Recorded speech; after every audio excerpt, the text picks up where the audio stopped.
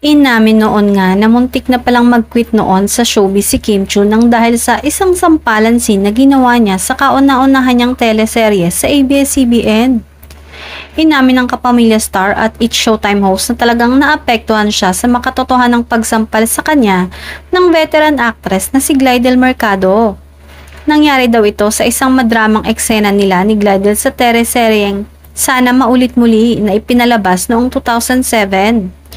Ramdam na ramdam daw niya ang sakit ng sampal sa kanya ng magaling na aktres.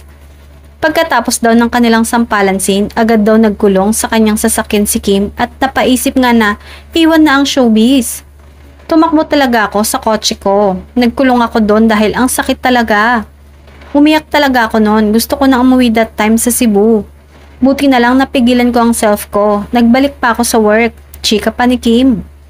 Nagsisimula pa lang kasi siya noon sa pag-aartista matapos tanghaling big winner sa PBB Teen Edition noong 2006 kaya hindi pa siya masyadong sanay sa mga pisikalan na eksena.